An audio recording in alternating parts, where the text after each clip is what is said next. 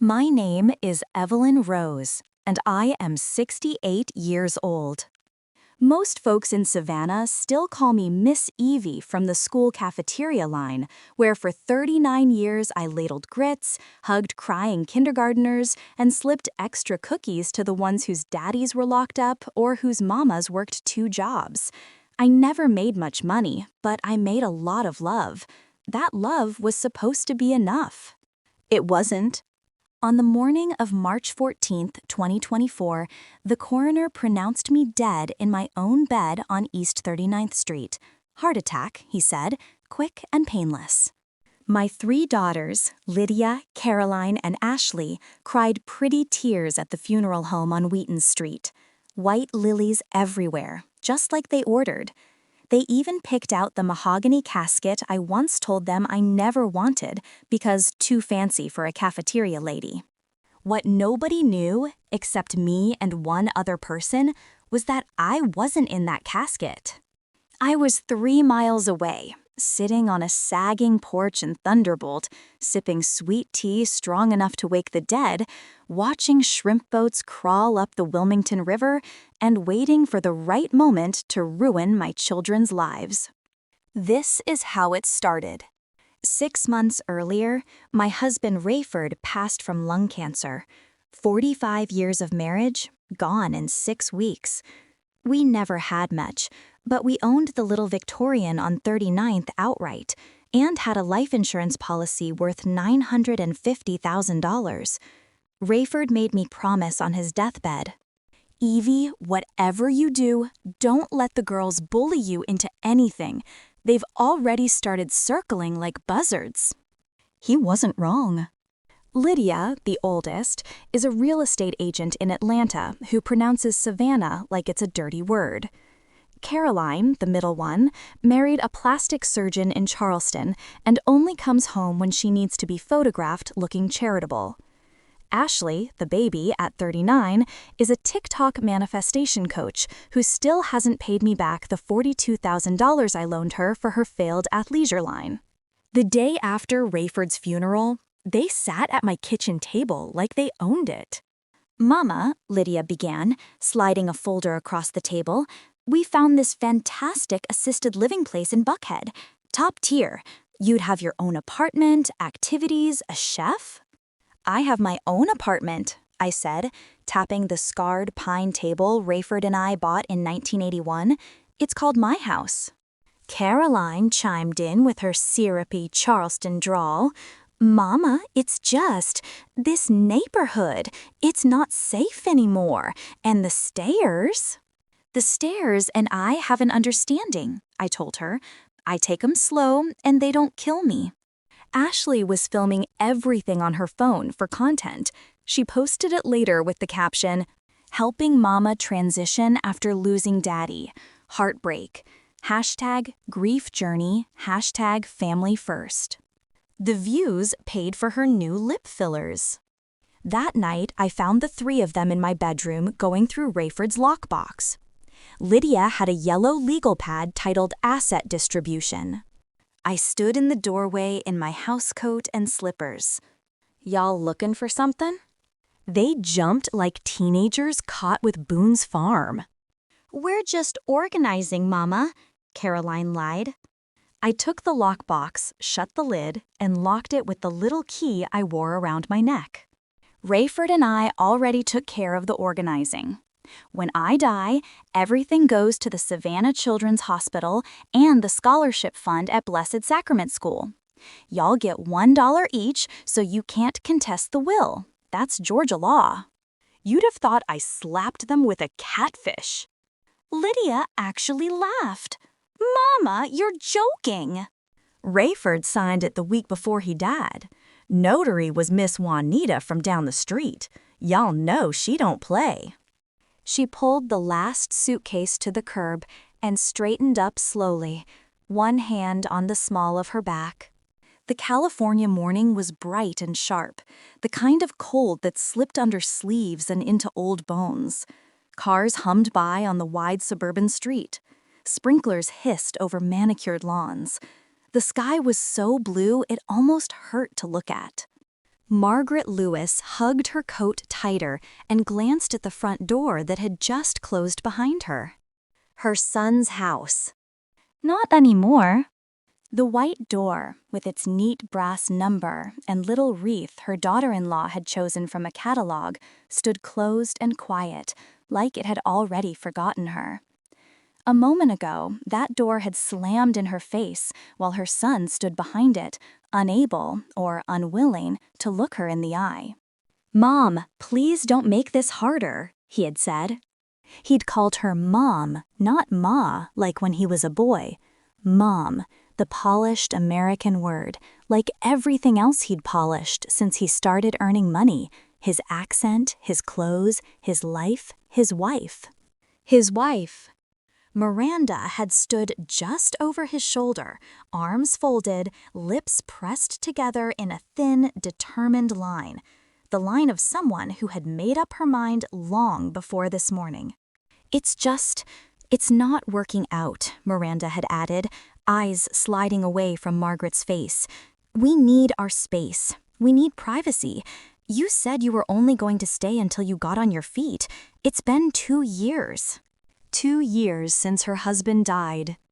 2 years since she'd left the little rented house in the older, poorer part of San Jose and moved into this big, new house with the neat yard, the double garage, the stainless steel kitchen, and the wife who never called her by her name, only your mother or her. Margaret had stared at her son, searching his face for the boy she'd held, the teenager she'd worked double shifts to feed, the young man whose college graduation she'd watched with tears burning her eyes. Instead, she saw a man in an expensive shirt, jaw tight with discomfort, more worried about the uncomfortable scene in his doorway than the 40-year-old woman with 2 suitcases and nowhere to go. "David," she had whispered, her voice shaky, "where am I supposed to go?" "You'll manage, Mom," he had said, and the words cut her deeper than if he'd shouted. "You're strong. You always figure things out. We've talked about this, about you getting your own place." "With what money?" she had asked, her heart pounding. "Your father and I spent everything on you, on your school, on this country, on this life." Miranda had crossed her arms tighter. "We can't keep supporting 3 adults. It's not healthy. It's not normal. My friends all have their own lives, their own homes. Their parents don't live with them, especially not." She stopped herself, but the words hung in the air anyway. "Especially not like you." A widow, an immigrant, an aging woman with no degree, no savings, no job history except house cleaning, waitressing, and sewing from home. "Please," Margaret had said again, feeling desperation rise, hot and shameful. "David, I have nowhere else. Give me some time, just a little more time." David had looked at her then, really looked, and for a moment she saw something flicker across his face. Guilt, doubt, maybe the memory of a boy hiding behind her apron when the landlord came to demand late rent. But then he swallowed and said softly, "I'm sorry, Mom. We've made up our minds." He set the suitcases just outside the door. And then he closed it. Now, standing on the curb, Margaret looked at the house one last time. "I carried you," she murmured, her voice too soft for anyone but herself and God to hear. "I carried you when I was tired, when my feet bled, when I had nothing, and now—" A gust of wind lifted a few strands of her dark hair, threaded now with silver. 40 years old, too young to be this tired, too old, people would say, to start over. But she didn't move. She stood there while the sun rose higher and the neighborhood came to life. Garbage trucks growling down the street, a woman jogging past with headphones on, children's laughter drifting from somewhere down the block. No one looked at the woman on the curb with 2 suitcases and eyes that refused to cry. Margaret had grown up in war. She had been a child when soldiers with unfamiliar accents marched down her street far away from here. She had learned early that tears were a luxury and fear was a habit you couldn't afford. You learned to move, to adapt, to survive. Her husband, James, had brought her to America in 1954, his arm around her shoulders, his voice full of promises. "You'll see, Maggie," he'd said. "This country, it's a good place. If you work hard, you can be anything."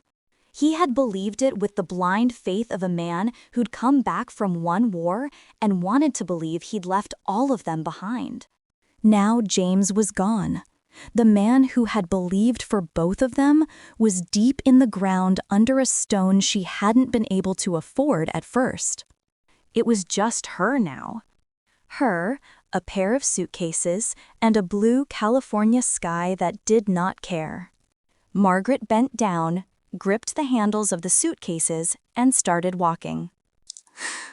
She used 2 bus rides, most of the coins in her purse, and the last of her pride to find a room she could afford.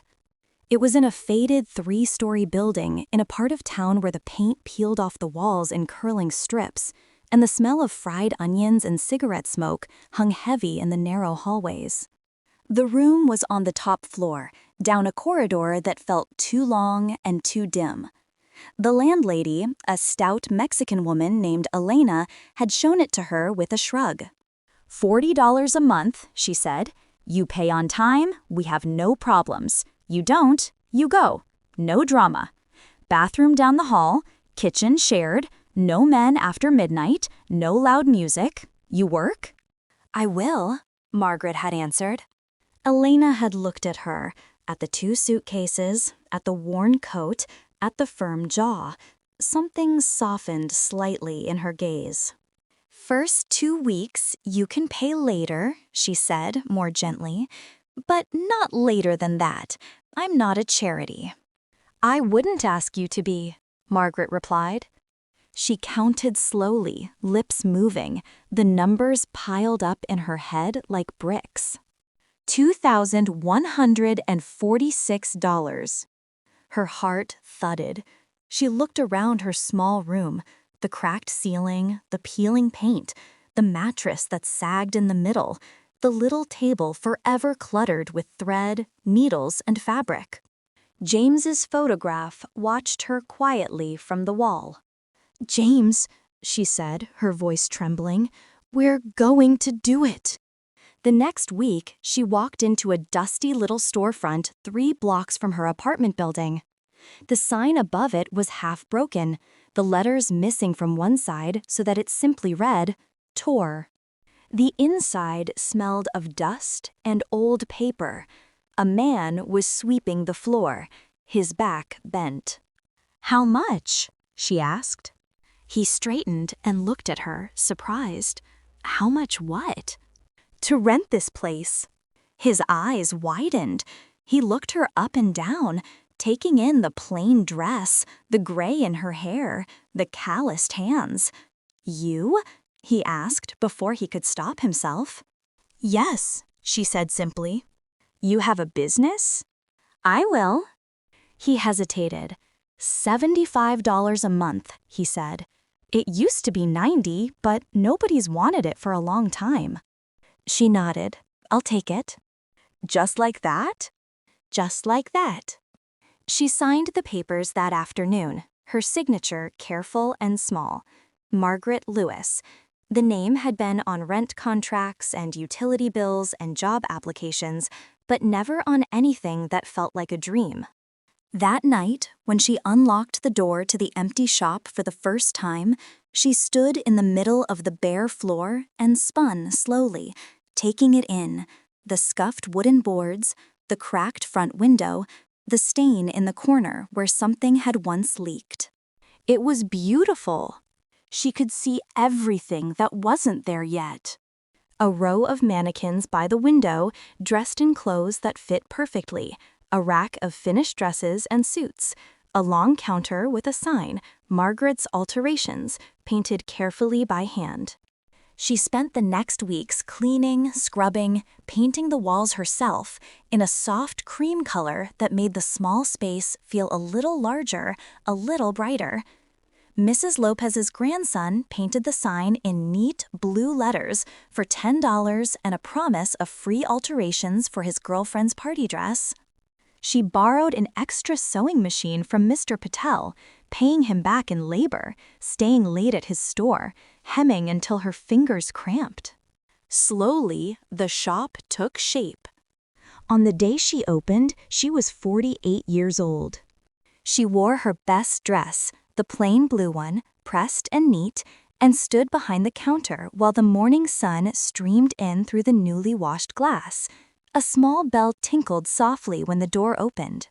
For the first hour, no one came. In the second hour, a woman poked her head in, looked around, and left without saying anything.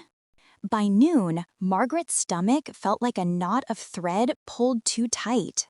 Then, just after 2, the door opened again, and a small, nervous woman clutching a paper bag stepped in. "Are you the seamstress?" she asked. "I am," Margaret said. The woman pulled out a dress, pale pink, with beads around the neckline and a tear along the side seam. "My daughter's wedding is next week," she said, twisting the fabric in her hands. "I split it trying to zip it up. I can't afford a new one." Margaret took the dress and examined it, fingers gentle. "I can fix it," she said, "and I can let it out a little so it doesn't tear again. Come back in 2 days." The woman pressed her lips together, eyes shining. "How much?" Margaret told her. The woman stared, then began to cry. "Too much?" The woman shook her head. "No, too little. You're sure that's enough?" "It's enough," Margaret said. 2 days later, when the woman came back and tried on the dress in the small fitting room Margaret had curtained off in the corner, she stared at herself in the mirror and covered her mouth. "It looks better than when I bought it," she whispered. She hugged Margaret impulsively, the beads on the neckline pressing into Margaret's cheek, and said, "I'm telling everyone I know about you." She did. Word spread slowly, like water seeping into dry ground. Neighbors came first, then their cousins, then people from farther away, recommended by someone who had walked out of Margaret's with a dress that fit or a suit that finally lay right on their shoulders. She worked 12, 14 hours a day. Her back ached, her eyes tired, but her spirit grew. This place was hers. Every stitch, every seam, every dollar in the till at the end of the day, hers. Years passed. The city changed around her. The cars got sleeker. The prices rose. The music that drifted in from passing radios shifted from the Beatles and the Rolling Stones to disco and beyond. Her hair went from dark to salt and pepper to mostly silver. Her hands grew more knotted, the veins standing out like blue rivers beneath thin skin. But her eyes were steady and clear. She hired help, first Lila, who worked mornings when she wasn't at the hospital, then a young single mother named Denise, who had a good eye for color and a laugh that made the shop feel warmer. She paid them fairly. On holidays, she slipped extra into their envelopes. "We're a team," she would say when they protested. "This isn't just my place, it's ours." By the time she turned 60, Margaret's Alterations was known in the neighborhood as the place you went if you wanted a garment saved, not replaced. "Throw it away?" customers would say. "Why would I throw it away? I'll take it to Margaret. She can fix anything." They weren't entirely wrong. She could not fix everything in life, but she could make a torn thing whole, a badly made thing better, a garment meant for a stranger fit the person in front of her. Sometimes, late at night, when she closed the shop and stood alone in the quiet space, she would rest her hand on the counter and whisper, "We did it, James. Look." She imagined him standing in the doorway, cap tilted, hands on his hips, grinning. "That's my girl," she imagined him saying. "Didn't I tell you? This country, you can be anything."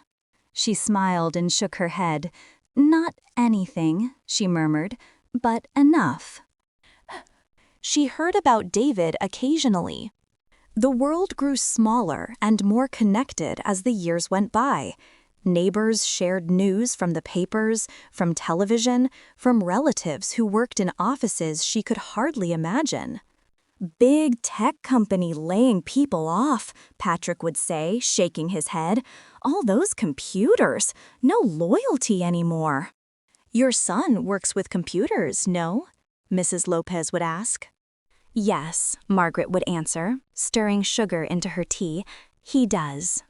Once, when she was 65, Denise came into the shop waving a newspaper. "Miss Margaret, look," she said, slapping the paper down on the counter. "Isn't this your boy?" Margaret's heart gave a funny little skip. There, in the business section, was a photograph of a man in his 40s, wearing a suit and smiling stiffly at the camera.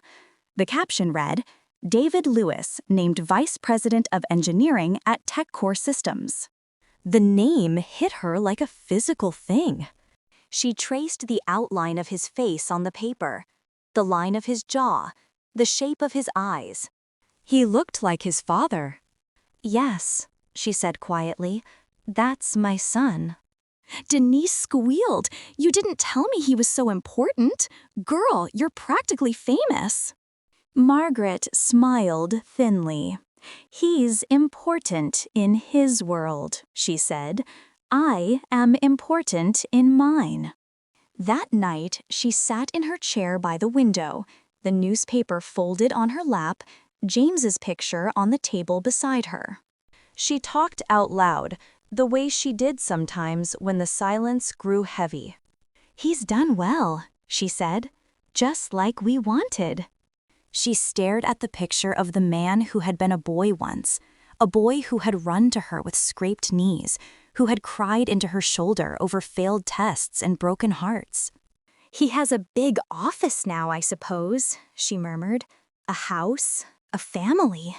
She wondered what his children were like, if they liked ice cream, if they feared storms, if they knew they had a grandmother who was very good at fixing things. She folded the paper carefully and put it in a drawer. Then she turned off the light and went to bed. Time, that patient tailor, continued its work.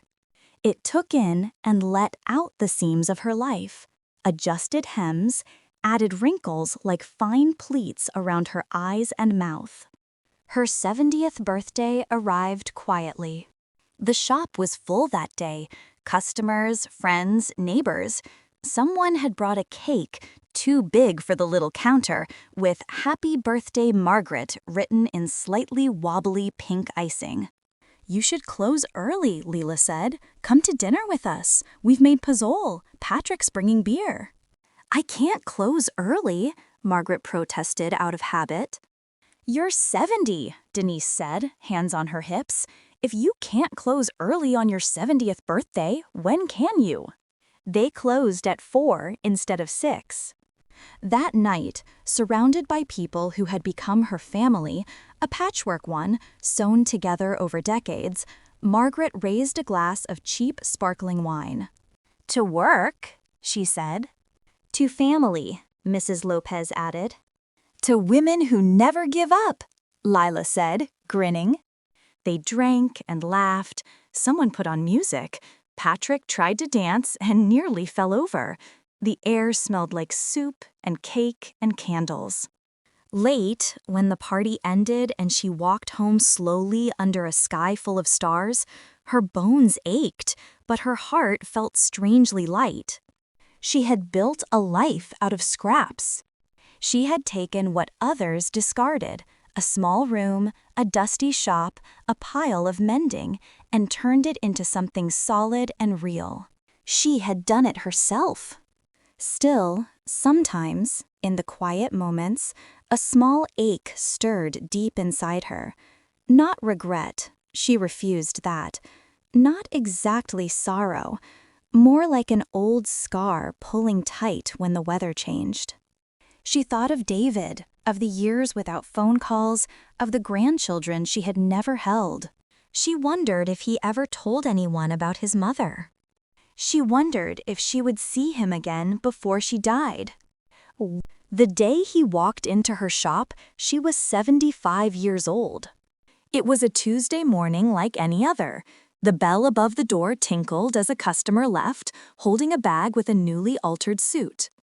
Margaret was at the counter, writing in her ledger. The pencil felt heavier these days. Her fingers sometimes cramped, refusing to bend as they should. Leela had gone home early, complaining of a headache. Denise was in the back, wrestling with a pair of jeans someone wanted turned into a skirt. The bell tinkled again. "Just a moment," Margaret called, not looking up. "I'll be right with you." She finished the line she was writing and set the pencil down. Her movement was slower than it used to be, but still neat, deliberate. Then she looked at the man standing in the doorway. He was older than the photograph in the paper. His hair, once a rich dark brown, was threaded with gray at the temples. Fine lines etched the corners of his eyes. He wore a good suit, of course he did, but he looked tired in a way the fabric couldn't hide. For a heartbeat, her mind refused to bridge the gap between the boy she remembered and the man in front of her. "Hello," he said, voice rougher than she remembered, but with the same undertone she knew better than her own. I'm looking for Margaret Lewis." She stood very still. Inside her chest, something shifted, a seam ripping open, a stitch coming loose. She thought of the morning on the curb, of the cold air, of the door closing, of her hands on the suitcases, heavy and certain.